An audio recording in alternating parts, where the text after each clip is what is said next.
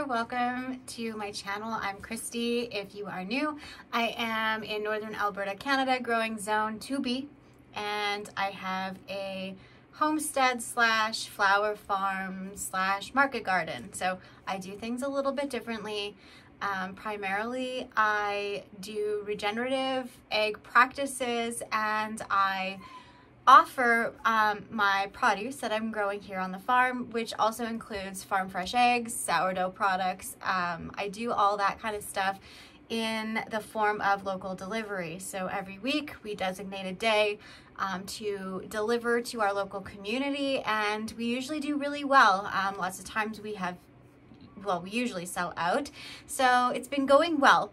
My flower farm, what we are doing with the flower farm is we are selling wholesale to florists, as well as we're now offering straight bunches at retail to local delivery, the same as our produce that we grow. So people can order it as well and come pick it up and those kind of things. So it's mostly off the farm sales here, and it's been going well. This is the first year we're kind of bringing it all together, and I'm really enjoying it. The other thing that I've done this year is I've paired up with a company that does worm castings and organic regenerative soil kind of stuff. So I wanted to actually do a little experiment with you today, and we actually took these samples, and I'll take you with me while I did that later in this video. But I would like to look at these different samples in today's video and see if my efforts towards regenerative practices are actually helping. And I already see a worm in here and dust in this one, so we will look at it under the microscope and we will see. So updates on the farm. We had a abrupt spring with really little runoff. My husband has been on standby for 2 weeks, and he's already been called to one fire. In April, that's really unheard of for this far north in Canada, but here we are. It's really, really dry. We had a small rain shower yesterday. It didn't amount to much, but we do have some warmer temperatures and some cooler nights on the forecast. So we will see what comes out of that. Hopefully we don't have any severe thunder strikes anywhere in the near future that would cause us to have another repeat of last year. Last year, Mother's Day flowers for my florist that I was selling to, we had our flowers ready the day before Mother's Day, which was too late for most of my florists. Now, some of them were still willing to take the flowers last year. However, there was a fire in the town she lives in, and Mother's Day, everyone was evacuated. So all of her orders were canceled. She had been stuck with all of these flowers. And so, you know, we're coming out of a recovery from that, from all of these small businesses like myself and the florists that support my business. We're all kind of, you know, this year we're trying to make up for it. So I had actually left a bunch of my tulips in the ground. They say the flower farmers are supposed to pull the bulbs and la-di-da, the disease and all these other things are bad for your tulips, and you are supposed to treat them as an annual. I decided to take the risk and leave my tulip bulbs in the ground, and my tulip bulbs that were planted 2 years ago are up and they've multiplied. So they have perennialized, and you know, they're starting to landscape themselves. So what I did find, the ones that have done the best are the tulips that I had pulled, kind of thinned them, you know, kind of like carrots where you thin them out. They can grow bigger. It worked really well, so they were able to multiply and produce new flowers. So I have the old ones and the new ones, and I should get some larger blooms and some smaller blooms, which will be okay. I'm happy with that. And some of them that don't bloom, I have over 9,000 bulbs in the ground this year. I'm not worried. I just really hope that we have them for Mother's Day this year. I do believe that I am going to have anemones this year. some interesting things about the anemones is that the blue ones are blooming first. We've had a few buds already. And the problem we had though is my furnace quit. My furnace quit in the greenhouse, and it required some parts to be ordered, which was about $150 fix for that. We had some temporary parts that we needed to get in, and then we had to replace the thermostat. It was a nightmare because it was the coldest night of the whole month. It got down to -8 in the greenhouse, and you know what? Things actually fared pretty well. And it was quite interesting because yesterday I was talking to the owner of Annalita Organics, the founder of the company, and we were talking about the cold hardiness of of plants when they are affected by these cold temperatures. And microbes in the soil and microbes on the plant really do contribute to helping those plants being able to take up trace minerals such as zinc that does help those plants become more cold tolerant. So I was really impressed to see some results there. And my anemones did kind of get, the buds that were on them, some of them did get a little bit disfigured just slightly, but I was able to harvest some of them and give them away to friends and family. So I was happy with that, you know, even though they weren't perfect.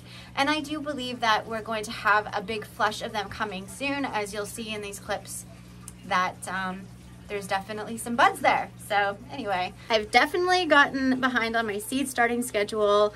I've been still doing deliveries, doing lettuce subscriptions. I'm growing lettuce inside of the greenhouse. This is more for us to eat in here now. I'm growing lettuce in some green stalks that I was able to source here in Canada, and I'm really happy with them.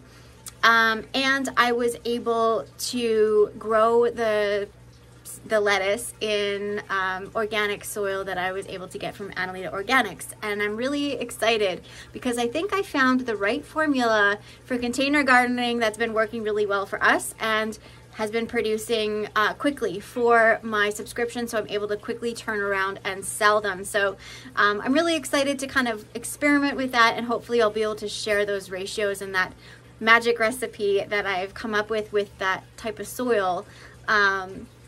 That's what's working for me. So hopefully I'll be able to update you soon. But before we look at the soil, I wanted to show you my lisianthus. Now, the lisianthus, I've grown lisianthus from seed in the past, and you know what? These seedlings look just as good as the ones I've bought in from Jolly Farmer. And I'm impressed because I think I kind of figured out what they like. And it is the soil, and it is you have to have them at a certain temperature. I keep the temperature in here about 23 degrees Celsius, and I keep a fan going on them all the time. They like the fan. Any of the lisianthus that has the fan on them, they're much bigger plants, and the ones that don't have the fan, they do not have as big of growth. The other thing that I've learned is that I've grown the lisianthus in this product here. It's called Prime Organic Plus. And what I've been doing is, once they were about 3 weeks old, I started fertilizing them with fish emulsion with the Alaskan fish fertilizer. What I also did is, I did that on Friday. I do that on Friday. Every Friday, usually they get it's Fish Fertilizer Friday. And then we also have Worm Tea Wednesday. So we alternate throughout the week, and they get a drink of these beneficial microbes on the roots. And I'm trying to do this product weekly and to build up the microbes in the soil and in the root structure itself, so that they have a standing chance of fusarium. So fusarium is an issue we have here in our soil, no matter what. Even the ones that I got from Jolly Farmer, as soon as I would put those in the greenhouse, the fusarium was just affecting them. So this year I'm trying something different, and I'm trying, instead of being able to get root shield, because it almost seems like it's immune to that, or it isn't as concentrated as it needs to be. I've been kind of trying to play around with using these beneficial microbes of this product, of the liquid, the premium liquid extract of worm casting tea. Basically, I'm trying to put those beneficial microbes right into the soil throughout that seedling's life before they go out. So it's an experiment. I did lose one tray of my lisianthus because I made a very rookie mistake. I had some anemone corms that I was handling earlier this spring, and the one batch of them had some sort of a fungal bacterial issue with them. And I was handling the tray and I was handling the corms themselves, taking pictures, all these things, looking at it under the microscope and working with the company. So we were trying to troubleshoot what this was, and we both determined that it was a fungal issue, and it could have come from the field, it could have come from my equipment, it could have come from my soil. There's no way of tracing it, but we were able to pinpoint what it was. But what I did is I handled my tray of lisianthus, specifically this one tray of lisianthus, and let me tell you, I killed them. I gave that bacterial and fungal infection to my lisianthus. So I don't know what it was. They all withered up and died. Thankfully, I didn't touch the other ones, the other trays. It was a very big rookie mistake, and I have definitely learned that sanitization when it comes to dealing with that kind of stuff is super important in every single grow room. It's so easy to reuse pots or you reuse trays or whatever, but I can tell you, when you've been babying lisianthuses for like 2 to 3 months and then you touch them with contamination on your hands, because of the equipment you're using that's contaminated, it can be very devastating and cost a lot of money, especially later, because that cuts into profits down the road. It has a snowball effect that really, really affects a person for the entire year. So I learned my lesson. First thing I had to do is change into glasses so I don't hurt my eyes wearing contacts looking through the microscope. Never look through the microscope with contacts. You will hurt yourself. Or glasses, you take them off and look in. No prescription. Okay, now let's go collect some samples from the greenhouse and the flower field. I cannot get over how incredibly dry it is this time of the year. Usually we have snow and we're still frozen deep down in the ground. We had rain yesterday and look how dry it is. Next, we'll collect a sample out of this anemone bed. This anemone bed was amended with Gold Plus as a fertilizer. Instead of using fertilizer, I chose to use that as an amendment this year. It's basically a heavy composted soil with lots of amendments in it. And then to top dress it, I put a product called Prime Organic Blend Soil, and that's to help break up the clay.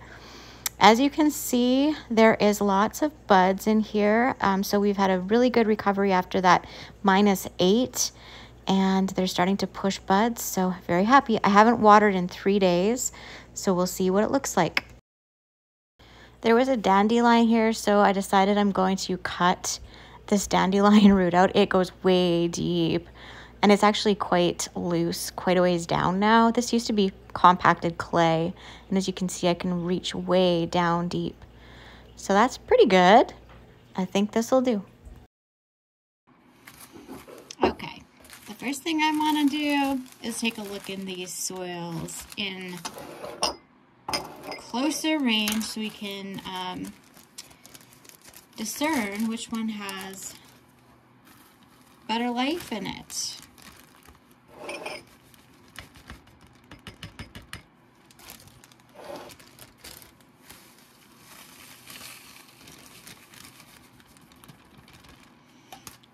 And that one, flower field. So let's look at the difference. This one has structure. See, it doesn't move around much. It's held together. It's got some substance to it. This one is just loose.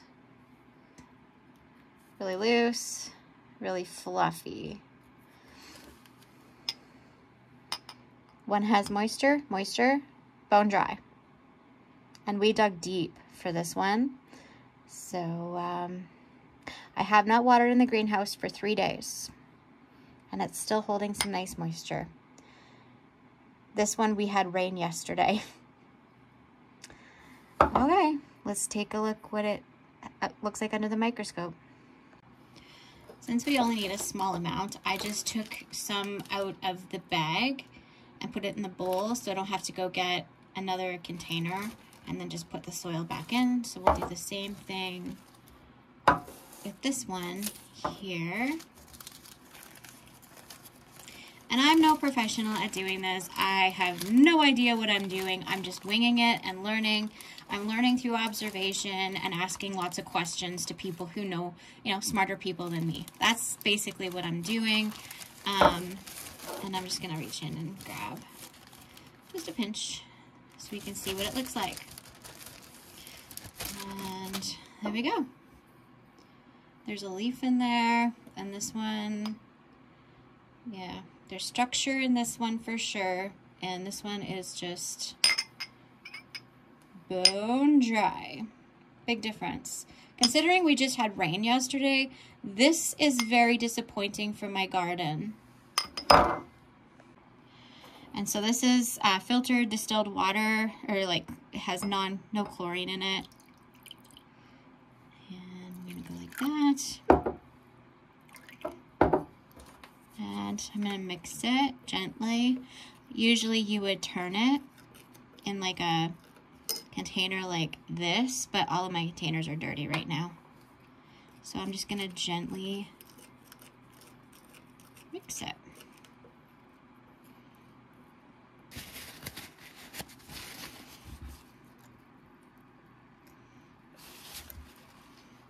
So let's compare these two. This is the one from outside, the clay soil, the garden soil. And then this one is the anemone bed. Look at the difference between the two. Just even in the color of it, like there's not any organic matter in here. Even though we rototilled this spot, we put manure, like composted manure down, and it's just not really, it's just got this gray hue in it, and it's weird looking. That does not look like a garden bed soil water. This looks more like a garden bed soil water to me, but just visually there is a difference. So let's put this one on the slide first, and we'll go from there.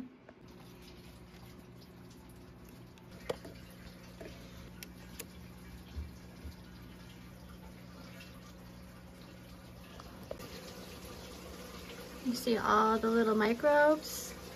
They're all moving around. Not crazy. There's all different types of species. The last time I did this with soil like this, oh, look at that guy. Last time I did it with soil like this, there was only one type, like the bag castings that I got from a different brand. The only type of bacteria I seen was one type. It looked the same, but look at how much culture there is in the soil. Like, look at all the different types of these bacteria, and look at this guy. He's cruising. You see him? I wonder what that is. He's just cruising around. I'm gonna see if I can take you in closer. I'm just gonna flip the camera though. So I have you guys looking down the eyepiece, and look at all those different microbes. Oop, try not to move. It's hard to hold steady. Look at all of them. They're just everywhere.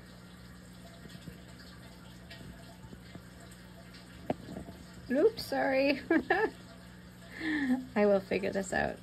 I'm trying to show you these little predatorial, I don't know what they are.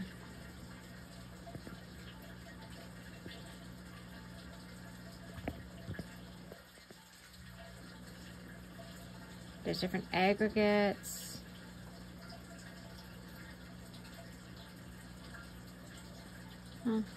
Maybe you'll be able to see better this way. I tried to take you in close. I'll try.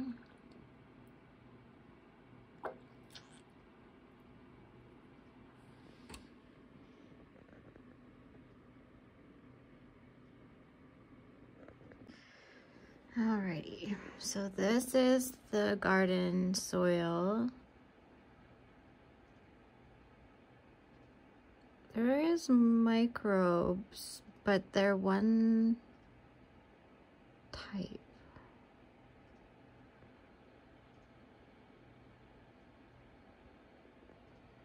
You can see that. Maybe I need to move it. Okay, so let's see. This one has like, there's these little tiny microscopic dots. Those are bacteria. But I don't see, I just see big ones and little ones of those. I don't really see the same. Oh, there's a few right here.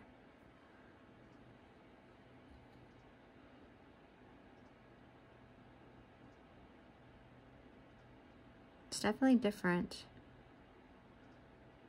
There's lots of aggregates, and there is a few pieces of organic matter, like this is organic matter. But there's no fungi like we've seen in the other one.